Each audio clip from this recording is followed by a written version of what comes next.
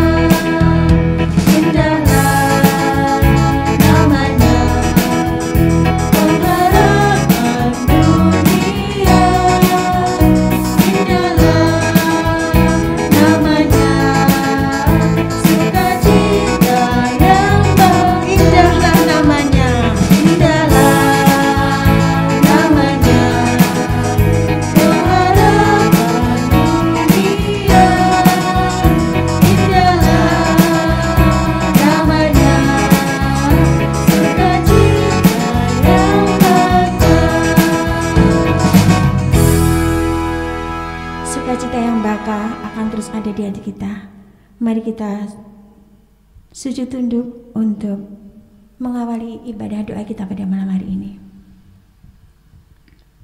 Bapa yang baik, Bapa yang mengasihi kami, Bapa yang senantiasa ada di dalam kehidupan kami. Pada petang malam hari ini Tuhan, jemaat-Mu di Gereja Baptis Sidomoyo bersatu hati Tuhan, bersama-sama bersujud merendah di hadapan Tuhan di dalam ibadah doa pada kesempatan hari ini. Kami bersyukur Tuhan untuk kasih-Mu yang sungguh luar biasa yang boleh Kau berikan kepada kami, sehingga pada saat ini Kau boleh satukan kami kembali Bapa dengan segala kerinduan kami untuk senantiasa berdekat dan bertelur dengan Engkau, menyerahkan segala pergumulan kami, menyerahkan segala perkara kami Tuhan ke dalam tangan kasih kuasa-Mu. Kau Bapa yang akan pimpin kami, sertai kami dari awal, pertengahan hingga akhir di dalam kami beracara Tuhan. Dan biarlah Engkau Bapa yang akan beracara, Engkau Bapa yang akan menaungi kami. Pakai setiap anak-anak-Mu Tuhan yang boleh ambil bagian di dalam pelayanan-Mu pada kesempatan petang malam hari ini. Biarlah kuasa Roh Kudus-Mu yang akan memberkati kami dan kami yang penuh dengan keterbatasan ini Bapa. rindu senantiasa seperti Engkau Bapa yang berikan yang terbaik dalam kehidupan kami. Inilah seru doa dan permohonan kami Bapa, dalam satu nama yang luar biasa, Tuhan kami Yesus Kristus. Amin. Bapak Ibu dan Saudara yang terkasih dalam Tuhan Yesus, kita senantiasa rindu dan rindu untuk berdekat, rindu senantiasa mengenal dan terus menyerahkan segala kehidupan kita. Dan kita yakin bahwa Tuhan senantiasa memberikan pertolongan demi pertolongan yang tidak akan pernah habis untuk kita semua. Pujian pertolongan-Mu boleh menguatkan kita sebelum kita menikmati kebenaran firman Tuhan melalui hamba-Nya. Pertolongan-Mu akan terus kita dengarkan di hadapan Tuhan yang Maha Kasih.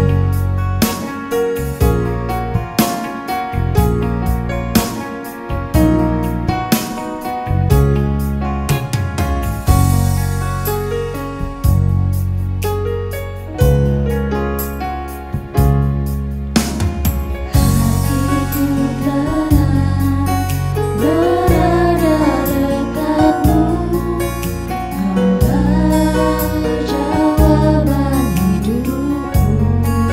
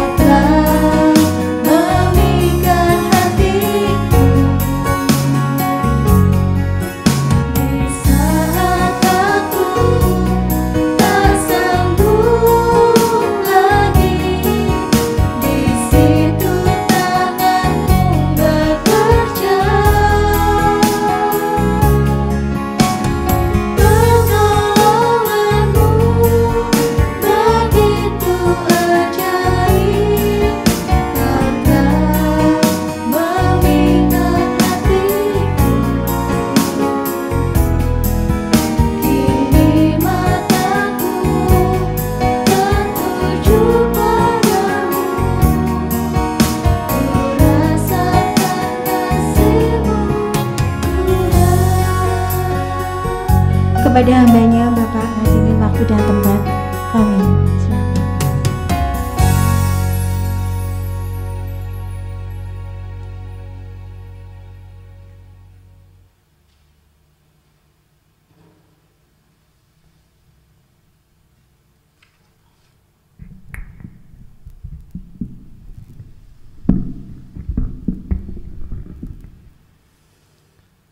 Salam Bapak Ibu dan saudara sekalian yang dikasihi Tuhan.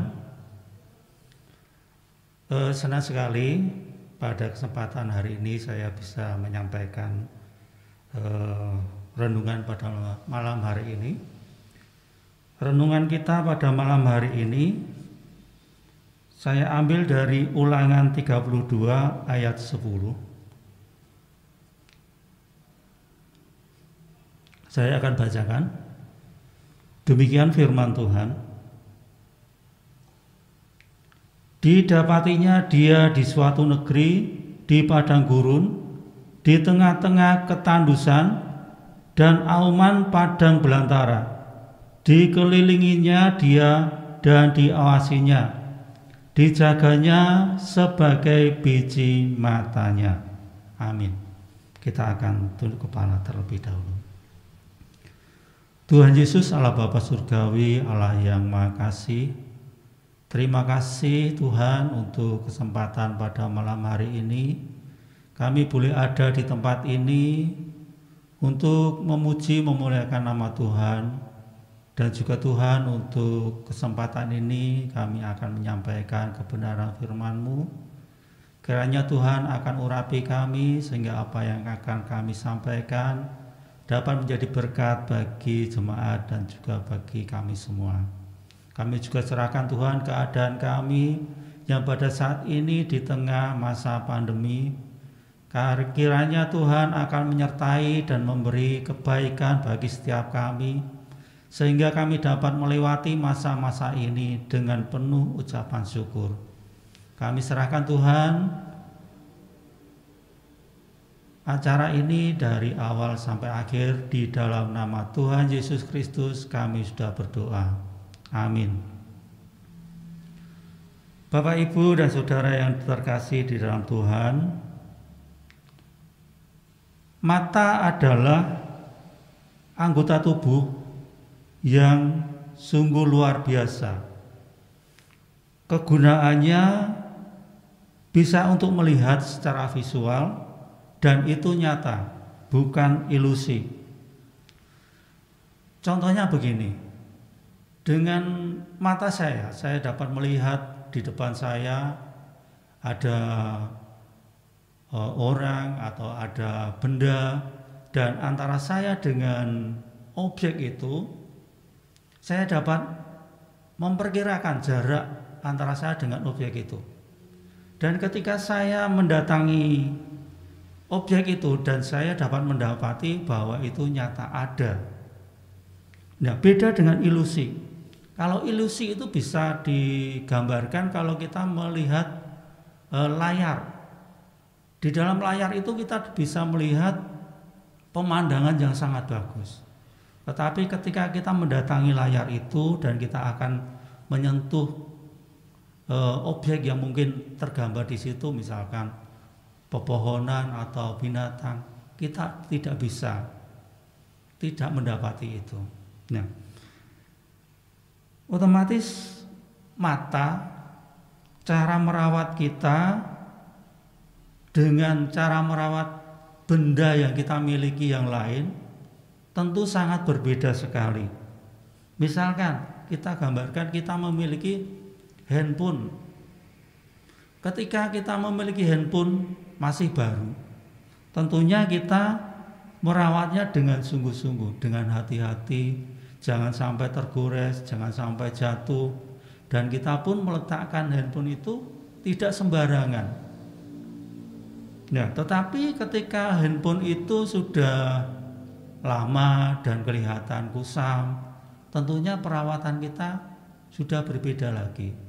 Mungkin sudah sembarangan meletakkan di sembarangan, kadang kita lupa meletakkannya, dan kadang mungkin kita meletakkannya itu dilemparkan begitu saja, walaupun tidak di tempat yang benda keras, misalkan di sofa atau di tempat tidur, tetapi cara kita memperlakukan sudah sangat beda sekali. Nah, beda dengan mata kita merawat mata, sungguh kita merawatnya dengan hati-hati sekali, dan kalau mata sakit segera kita obati, bahkan kalau ada benda yang menempel di situ sebisa mungkin kita membersihkannya. Nah, kalau kita lihat dari teks yang kita baca tadi, bahwa kita dihargai Tuhan seperti biji mata Tuhan.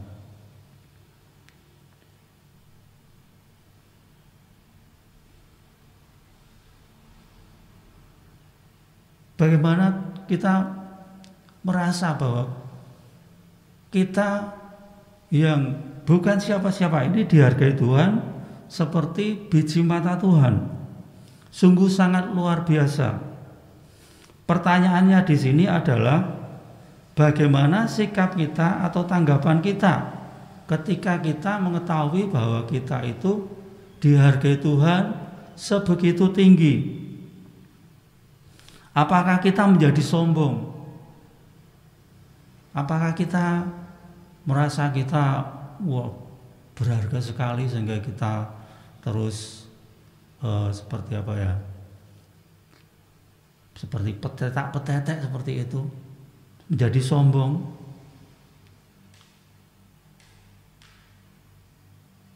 Tentunya jangan kita menjadi sombong. Karena apa? Jika kita telusuri ke belakang, kita bisa mengetahui siapa toh kita itu. Kita bisa melihat bahwa kita adalah ciptaan Allah yang pernah gagal, di mana Adam dan Hawa jatuh ke dalam dosa.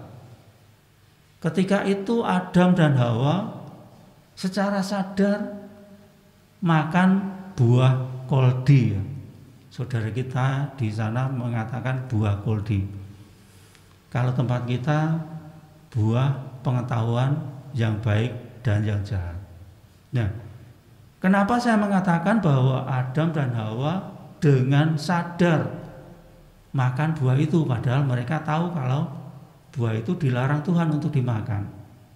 Kita bisa lihat di dalam Alkitab tertulis di situ bahwa ketika Adam diiming-imingi oleh iblis, Adam dan Hawa pun menjawab, saya tidak akan makan karena ketika saya makan nanti saya akan mati. Nah, mereka bisa menjawab itu, berarti mereka itu ingat pesannya Tuhan. Mereka ingat bahwa Tuhan memang melarang mereka untuk makan buah itu. Tetapi dalam cerita di situ iblis memutarbalikkan fakta ya. Memelintir firman Tuhan. Mengatakan bahwa kamu sekali-kali tidak akan mati. Bahkan kamu nanti menjadi sama seperti Tuhan. Nah, oleh karena itu mereka, saya katakan dengan sadar akhirnya mengambil pilihan itu, mengambil keputusan untuk makan buah itu, sehingga mereka menjadi jatuh ke dalam dosa dan mereka harus tersingkir dari hadirat Tuhan, dan antara Tuhan dengan mereka akhirnya ada jarak yang sangat jauh dan juga jurang yang sangat dalam, sehingga ketika mereka merindukan Tuhan mereka tidak akan bisa menemukan Tuhan. Nah, bisa dikatakan mereka sudah terbuang seperti sampah. Nah, ada alasan bagi Tuhan untuk tidak mempedulikan kita umat manusia. Pada waktu itu sudah tersingkir, sudah terbuang seperti sampah di dalam tumpukan sampah. Ada alasan bagi Allah untuk tidak mempedulikan, karena kita adalah umat ciptaan yang gagal atau produk gagal yang mengecewakan. Tetapi ternyata yang dilakukan Tuhan adalah mau mengangkat kita dan menghargai kita seperti biji mata Tuhan sendiri. Sungguh ini sangat luar biasa.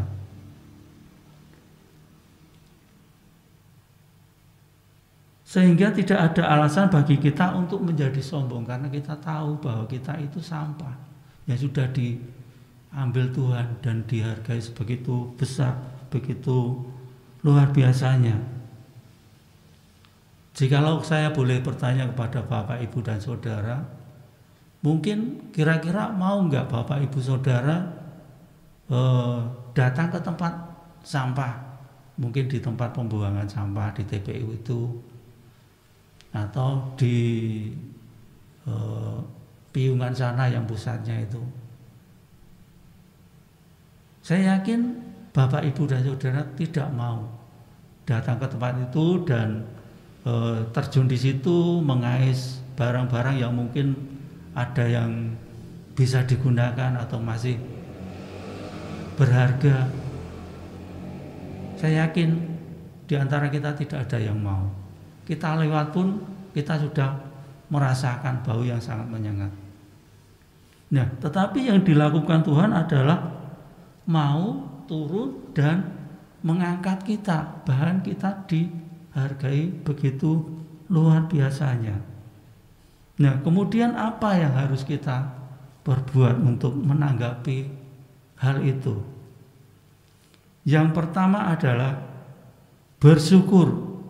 Kita lihat dari Mazmur 106 ayat 1. Saya akan bacakan.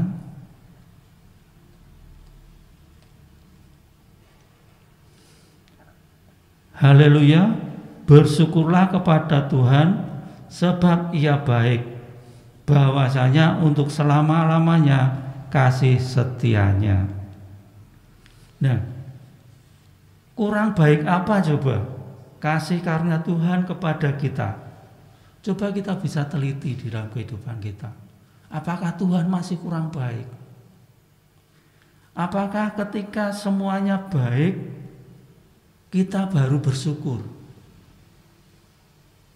Tentunya tidak. Bersyukurlah dalam segala hal, seperti juga yang pernah dilakukan Ayub ketika itu. Ketika Ayub jatuh ke dalam penderitaan, semua harta bendanya hilang, anak-anaknya mati, dan bahkan Ayub sendiri menderita sakit penyakit yang begitu luar biasanya, bahkan hampir-hampir membuat dia mati. Tetapi apa yang dilakukan Ayub? Ayub tidak pernah menuduh Tuhan sebagai yang menyebabkan semuanya itu. Dia mengatakan, apakah hanya hal yang baik yang dari Tuhan yang kita terima, sedangkan yang tidak baik kita tidak mau menerima. Dalam arti Ayub tetap mengucap syukur walaupun keadaannya seperti itu. Nah, itulah yang menjadikan Tuhan menstop pencobaan yang dialami Ayub dan dipulihkannya kembali. Itu yang pertama adalah bersyukur. Yang kedua, berdekat. Kita baca dari Efesus 2 ayat 13.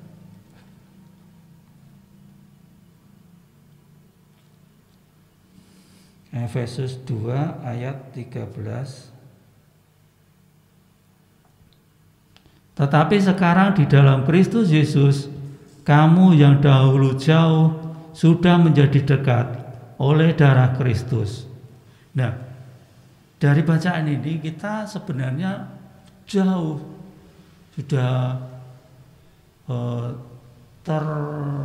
terbatas oleh jarak yang sangat jauh dan jurang yang sangat dalam. Tetapi Tuhan telah mendekatkan kita kepadanya. Apa yang harus kita lakukan? Apakah kita setelah didekatkan Tuhan justru kita akan menjauhi Tuhan? Tentu itu hal yang bodoh bagi kita. Tuhan begitu mengasihi kita. Dari jauh, dari sampah kita sudah didekatkan. Tetapi kita malah menjauh. Harusnya lah yang harus kita lakukan adalah kita semakin mendekat kepada Tuhan. Ngerangsek kepada Tuhan. Karena itu yang dimau Tuhan. Kemudian hal yang ketiga adalah menyenangkan hati Tuhan. Kita baca dari Yohanes 4 ayat 34.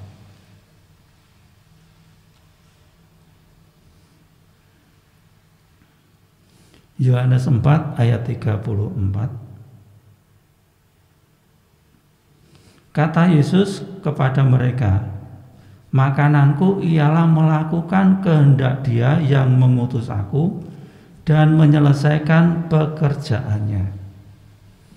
Nah, jadi apa yang bisa kita perbuat untuk menyenangkan Tuhan? Kita harus menyontoh Guru Agung kita, yaitu Tuhan kita Yesus Kristus. Dalam firman ini mengatakan, makananku adalah melakukan kehendak Tuhan dan menyelesaikan pekerjaannya. Dalam arti apa? Melakukan firman Tuhan di dalam kehidupannya.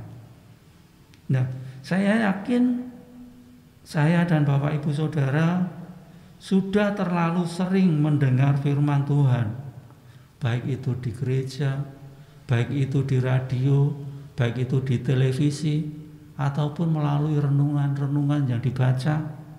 Nah, rekam itu dan tanamkan itu di dalam hati dan lakukan. Tuhan tidak pernah memaksa kita untuk menjadi sempurna, karena Dia tahu kita adalah manusia yang terbatas. Tetapi juga jangan ini dijadikan alasan bagi kita untuk tidak mau bertumbuh, tidak mau berusaha. Tetapi lakukanlah firman Tuhan sejauh dan sekuat kita untuk melakukan firman Tuhan. Kiranya Tuhan memberkati kita semua. Amin. Waktu saya kembalikan.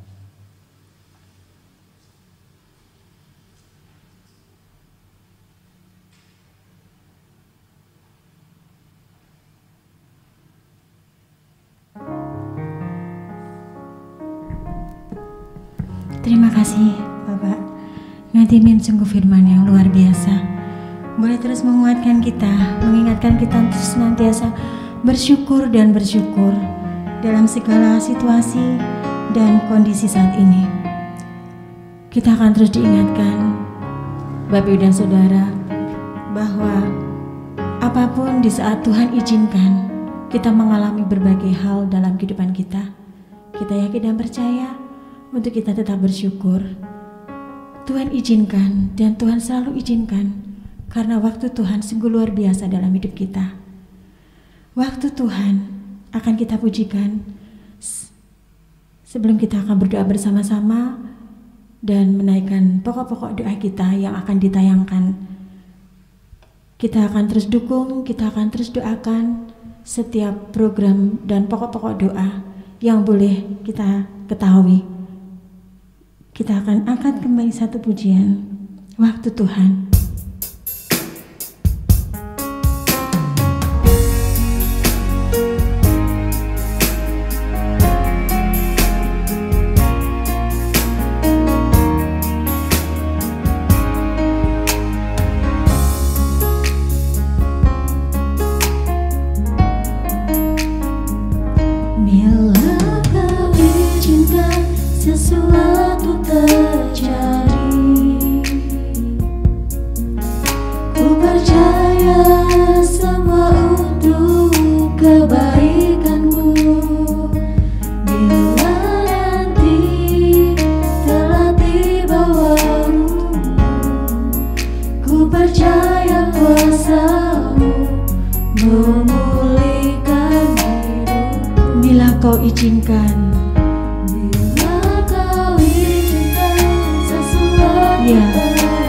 Sesuatu yang terjadi dalam kehidupan kita, ku percaya semua untuk kebaikan. Ingat itu Bapak Ibu dan sudah, semua untuk kebaikan kita, semua untuk kebahagiaan kita semua.